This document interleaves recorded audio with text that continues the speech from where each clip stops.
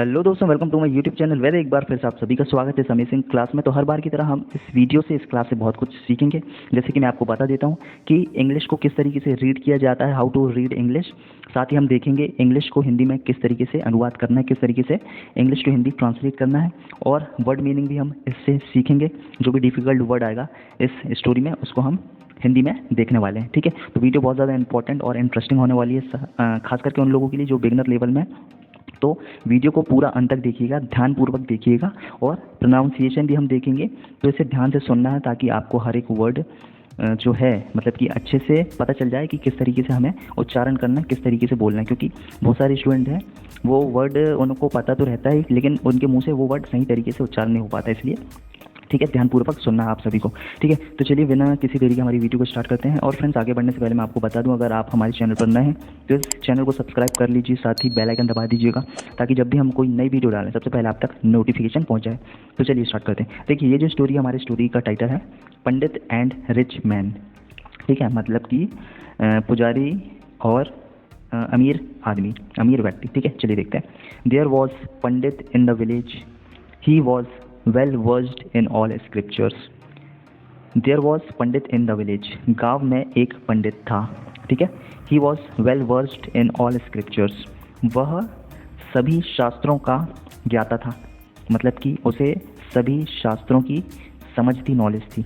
ठीक है, ही new everything, वह सब कुछ जानता था। पर ही वॉज पुअर, वह गरीब था। He did not have a house, उसके पास घर नहीं था। He use to get his meals also with great difficulties, मतलब कि हुआ इसका हिंदी में, उसे भोजन भी बड़ी मुश्किल से मिलता था। ठीक है, even his clothes were very much worn out, उसके कपड़े भी बहुत फटे हुए थे। तो the pandit used to beg for his meals, इसलिए पंडित अपना भोजन भीख मांग कर करता था। ठीक है, आगे देखते हैं। He went from house to house begging, वह घर घर जाकर भीख मांगा करता था। ठीक है, वह घर घर जाकर भीख मांगता था। प्लीज़ गिव मी आर्म्स, कृपया मुझे भीख दे दो। ठीक है, तो ये हमने इसका ट्रांसलेट किया। अब आगे देखते हैं। तो स्टोरी बहुत ज़्यादा इंटरेस्टिंग लग रही है, आगे देखते हैं क्या होता है। On seeing his old clothes many people were thinking that he is mad, उसके पुराने कपड़े देखकर कई लोग उसे पागल समझ रहे थे। सो सेइंग गो अवे, इसलिए वो बोल रहे थे चले जाओ। दे शट द डोर, कहकर उन्होंने दरवाज़ा बंद कर दिया। For many he did not even eaten, कई दिनों तक उसने खाना भी नहीं खाया। Once somehow he obtained new clothes, एक बार किसी तरह उसे नए कपड़े मिल गए। A rich man gave those clothes to the पंडित, एक धनी व्यक्ति ने वे कपड़े पंडित को दे दिए। Wearing those new clothes, he went to beg as before, उन नए कपड़ों को पहनकर वह पहले की तरह भीख मांगने चला गया। ठीक है, आगे देखते हैं क्या होता है उस पंडित के साथ। इंटरेस्टिंग स्टोरी है बहुत ज़्यादा। तो देखते हैं। To the very first house he went, the householder said sir please come in. To the very first house he went, जिस पहले घर में वह गया। द हाउस होल्डर सेड, गृह स्वामी ने कहा। सर प्लीज़ कम इन, महाशय कृपया अंदर आइए। Please have your food in our house, कृपया अपना भोजन हमारे घर में करें। सेइंग दस with great respect he took the Pandit inside for food,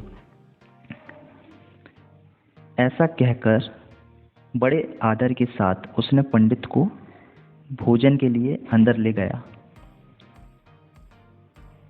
the pandit sat down to eat, पंडित भोजन करने बैठ गया। Varieties of soups, sweet meals, vadas and sweet foods were served for eating, खाने के लिए तरह तरह के सूप, मीठे व्यंजन, वेद और मीठे पदार्थ परोसे गए। ठीक है, चलिए आगे देखते हैं। Having prayed first, the pandit took a sweet meal with his hand and began to feed his new clothes, saying, eat eat. Pandit ने पहले प्रार्थना करके अपने हाथ से एक मिठाई ली और अपने नए वस्त्र को यह कहते हुए खिलाने लगा, खाओ खाओ। ठीक है। On seeing that all the householders were surprised and were not able to understand. यह देखकर सभी गृहस्थ आश्चर्यचकित हो गए और समझ नहीं पाए। सो दे आस्क्ड दस। इसलिए उन्होंने इस प्रकार पूछा, the clothes do not eat right. कपड़े नहीं खाते हैं, है ना। They why O great pandit do you offer food to the clothes. ये महान पंडित, आप कपड़ों को भोजन क्यों देते हैं, वो बोलते हैं। ठीक है, घर वाले। आगे देखते हैं क्या होता है। देन दैट पंडित आंसर्ड दस, Indeed because of this new clothes you offered me food today. तब उस पंडित ने इस प्रकार उत्तर दिया, वास्तव में इन नए कपड़ों के कारण ही आपने मुझे आज भोजन कराया। Yesterday itself in this very house you asked me to go away. कल ही इसी घर में आपने मुझे जाने के लिए कहा था। Since I obtained food due to these clothes I am grateful to them. क्योंकि मुझे इन कपड़ों के कारण भोजन मिला, इसलिए मैं उनका आभारी हूँ। This is why I am feeding them. इसलिए मैं उन्हें खिला रहा हूँ। The householders were a little ashamed. गृहस्थ कुछ शर्मिंदा हो गए, मतलब कि जो घर के लोग थे वह शर्मिंदगी महसूस कर रहे थे थोड़ा। मॉरल क्या बोल रहा है देखते हैं। नेवर जज एनीवन बाय देयर आउटलुक। कि कभी भी किसी को भी जज नहीं करना है उसके रंग रूप से या उसके पहनावे से। ठीक है। मॉरल हमें बताता है कि अगर आप किसी को देखते हैं तो उसके बाहरी रूप से आप ये बिल्कुल भी अंदाज़ा नहीं लगाइए कि वो गरीब है या अमीर। मान लो अगर कपड़े वो फटे या पुराने पहना है तो उससे आप ये नहीं कह सकते कि वो गरीब है। ठीक है। तो ये मॉरल है इस स्टोरी का। तो यहाँ पर फ्रेंड्स हमारी ये जो स्टोरी है वो कंप्लीट होती है। तो हमने इस स्टोरी के माध्यम से बहुत सारी चीज़ें सीखी, जैसे कि किस तरीके से इंग्लिश को हिंदी में ट्रांसलेट करना, साथ ही वर्ड मीनिंग हमने देखा, जो भी डिफ़िकल्ट वर्ड आए थे उसको हमने हिंदी में जाना, और साथ ही प्रोनाउंसिएशन भी देखा हर एक वर्ड का। ठीक है। तो आई होप आपको ये वीडियो पसंद आया होगा। अगर आपको ये वीडियो पसंद आए तो अपने दोस्तों के साथ इस वीडियो को शेयर कीजिए। ठीक है।